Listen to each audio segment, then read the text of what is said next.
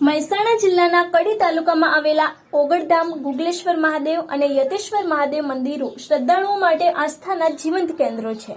મહાશિવરાત્રિના પર્વે અહીંનું વાતાવરણ ભક્તિમય બની જાય છે।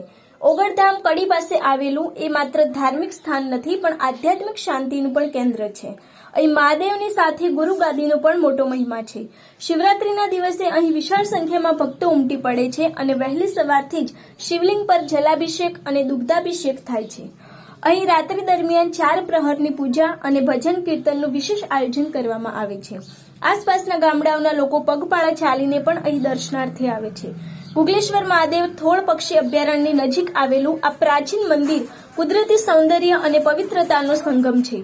શિવરાત્રીનો મહિમા માન્યતા છે કે અહીં સાચા મનથી માથું ટેકવનારની મનોકામના પૂર્ણ થાય છે।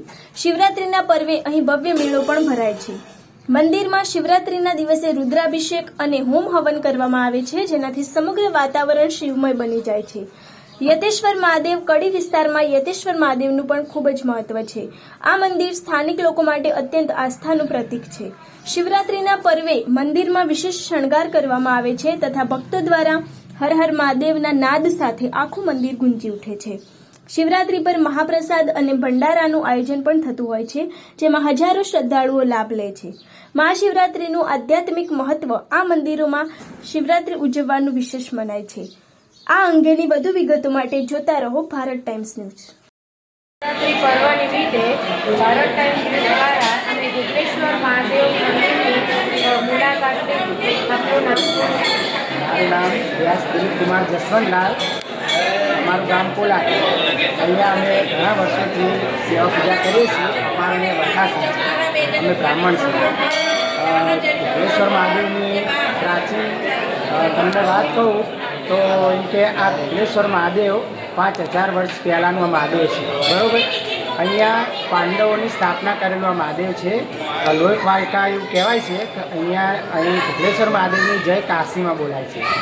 અહીંયા પાંડવો જ્યારે લાખાગૃહમાંથી બહાર નીકળી અને ફરતા ફરતા હિડમ્બા વનમાં ફરતા હતા ત્યારે પાંડવો અહીંયા આવ્યા હતા અને અહીંયા અર્જુને સ્થાપના કરી હતી શિવની, કારણ કે પાંડવોને એવી પ્રતિજ્ઞા હતી કે શિવની પૂજા કર્યા પછી જ એમને પાણી પીવું।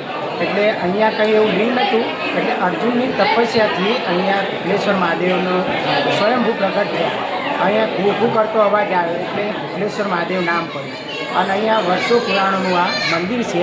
અહીંયા શિવરાત્રિનો મોટો મેળો ભરાય છે। શ્રાવણ મહિનામાં આઠમના દિવસે મોટો મેળો ભરાય અને દર સોમવારે પણ મોટો મેળો ભરાય। અને અહીંયા આ જગ્યા પિકનિક જેવું છે, આજુબાજુના સ્કૂલોના પિકનિકમાં આવે, ઘણા બધા અહીંયા આવે છે અને શ્રાવણ મહિનામાં હવન હોમ બધું થાય। અને અહીંયા બીજું એક એવું કે અહીંયા સામે રત્નેશ્વર મહાદેવ છે, ત્યાંનું એક લિંગ એ સજીવન લિંગ છે, કારણ કે એ લિંગ સોપારી જેવું હતું અને અત્યારે એ મોટું શ્રીફળ જેવું લિંગ થયું છે, એટલે એની પણ દર્શન લોકો કરે છે। અને અહીંયા ગુગલેશ્વર મહાદેવની જય પણ કાશી બોલાય અને યાત્રાનું સ્થળ છે। જય ગુગલેશ્વર મહાદેવ।